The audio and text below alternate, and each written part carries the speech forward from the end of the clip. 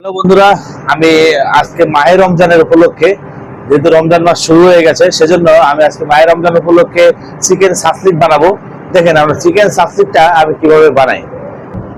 বন্ধুরা দেখছেন, আমি এখানে সাসলিকের জন্য টমেটো কেটে নিয়েছি, পেঁয়াজ নিয়েছি, ক্যাপসিকাম নিয়েছি, সে সাথে আমার চিকেন কাটা কেটে নিয়েছি, যাতে এখানে আমার 5 থেকে 6টা সাসলিক হবে।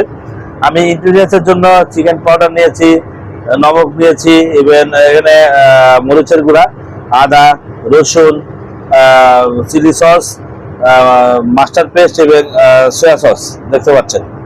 আমি এগুলো দিয়ে মূলত এখন এই যে চিকেন সাসলিক যেটা হয় আমি এটা বানাবো। তো আমি এখানে দেখেন নিয়ে নিয়েছে চিকেনটারে। তো আমি চিকেনটা এখন প্রথমত ম্যারিনেশনটা করবো, সেটা হলো আমি চিকেন পাউডার দেবো হাফ টি স্পুন, নমক স্বাদ মতো, এবং 1 স্পুন গুঁড়ামরিচ। সেই সাথে আমি আদা দিয়ে দিব 1 স্পুন, রসুন দিয়ে দিব 2 স্পুন, মাস্টার পেস্ট দিব আমি, আমার মাস্টার পেস্ট হচ্ছে 1 স্পুন। আমি এখানে যে সয়া সসটা নিয়েছি, সয়া সসটা দিয়ে দেবো 1 স্পুন। হয়ে গেল আমার ইনগ্রিডিয়েন্টস দেওয়া। এখন আমি এটাকে মাখিয়ে নেব সুন্দরভাবে।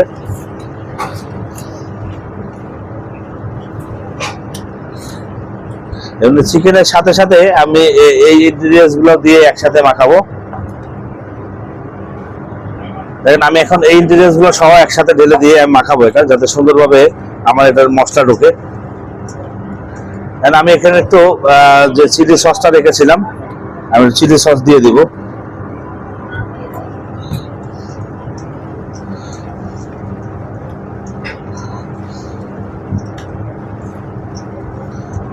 আমার এখন এটা মাখানো হয়ে গেছে। আমি এখন এটা জাস্ট যে আমার যে ইয়ে আছে বাম্বু স্টিক, আমি সেই বাম্বু স্টিকে গাঁথবো। বন্ধুরা দেখেন আমি বাম্বু স্টিকে এখন এটা সাসলিকটা আমি গাঁথবো। সেজন্য পেঁয়াজ প্রথমে দিয়ে দিয়েছি, একটি টমেটো দিব, একটি ক্যাপসিকাম, এবং চিকেনটা আমি এভাবে গেঁথে দিব। আবার পেঁয়াজ দিব, ক্যাপসিকাম, টমেটো, এভাবেই গাঁথতে হয় মূলত। এটা এভাবেই গেঁথে দিতে হয় যাতে এটা সুন্দরভাবে থাকে।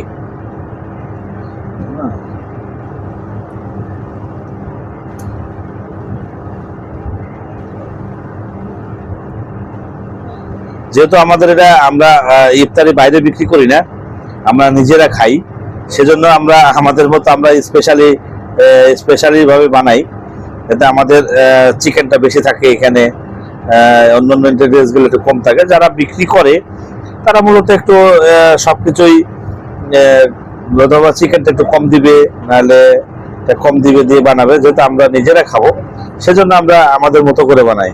দেখতে পাচ্ছেন এভাবেই আমরা এখন এগুলো সবই গেঁথে নিব। সেই গেঁথে গাঁথা যতক্ষণ না হবে তার ততক্ষণ আমি স্কিপ করে নিচ্ছি। বন্ধুরা দেখতে পাচ্ছেন আমার সাসলিক গাঁথা হয়ে গেছে। এখন আমি এটা গ্রিলে দিয়ে দেবো জাস্ট এটা হওয়ার জন্য। বন্ধুরা দেখতে পাচ্ছেন আমি গ্রিলে আগে বাটার দিয়ে রেখেছি। এখন আমি জাস্ট আমার সাসলিক গুলো ছেড়ে দেবো, সাজিয়ে সুন্দরভাবে দিয়ে দেবো, যাতে এটা সুন্দরভাবে আমি এটা কুকিং হয়।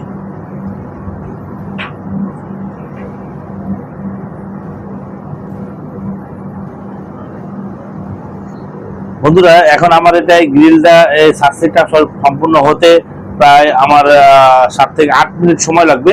সেজন্য আমি এখন এটা গ্রিলে দিয়ে এটা হয়ে নিব। বন্ধুরা দেখতে পাচ্ছেন আমার চিকেন সাসলিকটা হয়ে গেছে।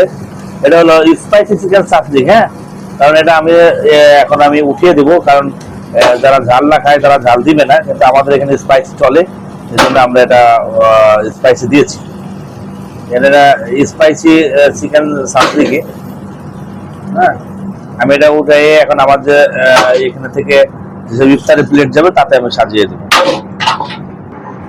বন্ধুরা যদি এই মাহে রমজানে আপনারা বাসা বাড়িতে বানিয়ে খাবেন, যদি আমার এই রেসিপিটা ভালো লেগে থাকে তাহলে অবশ্যই আপনারা আমার যে ইউটিউব চ্যানেল আছে স্বপন কিচেন নামে, ইভেন আমার যে এটা ফেসবুক পেজ আছে স্বপন কিচেন নামে, আপনারা অবশ্যই এই ইউটিউব চ্যানেলটারে আপনারা লাইক করবেন এবং সাবস্ক্রাইব করবেন, এবং আমার ফেসবুক চ্যানেলটারে আপনারা লাইক করবেন, কমেন্টস করবেন এবং শেয়ার করবেন। থ্যাংক ইউ বন্ধুরা।